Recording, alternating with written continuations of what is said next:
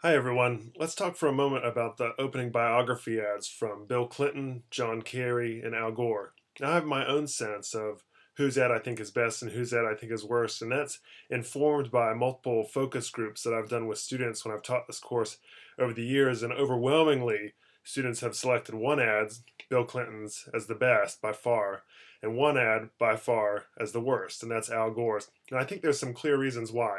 I want to start by saying that this is not an exact science. There is an obviously subjective process to this, just like some people love the show Breaking Bad, but I found a few who didn't really like Breaking Bad. Nevertheless, through focus groups and through individual assessments, we can really get a sense of how campaign brands work and don't work for big segments of the population. So that said, what was wrong with Gore's ad? I think everything is wrong with Gore's ad. I think the Gore campaign team tried to say everything at the same time about their candidate, his jobs, his interests, his passions, the policies he's fought for.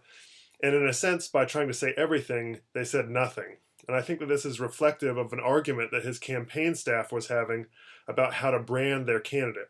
They had no clear sense, no consensus about which way they should go, how they should brand their candidate for the public.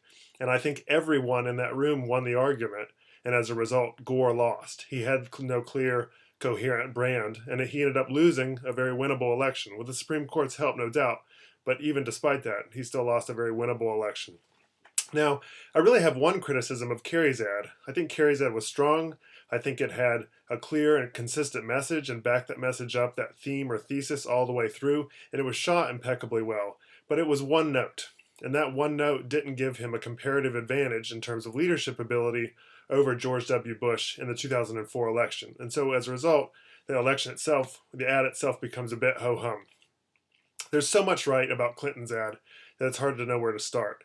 The ad is really well told in a storybook form with a clear beginning, a clear middle, and a clear end. The ad begins in a place called Hope, which is the convention theme that Clinton had gone for in his convention speech delivered just a few weeks before that ad. The ad has a sense of destiny to it in that amazing photograph of Clinton smiling and shaking the hand of the young president, John F. Kennedy. There's this sense of destiny that the audience can then fulfill by voting for this person, this leader, who seems to be destined to a course to lead the nation to some greater glory. And you can fulfill that hero's destiny by voting for him. And so there's a kind of participatory element that involves the audience in the act of creating a pretty amazing ad. And so for those reasons, and perhaps others, I think that the Clinton ad, by and large, is much better as an opening biography ad, and it's become the template for other candidates to use as their opening biography ad is to try to replicate the success of Clinton's ad in 1992.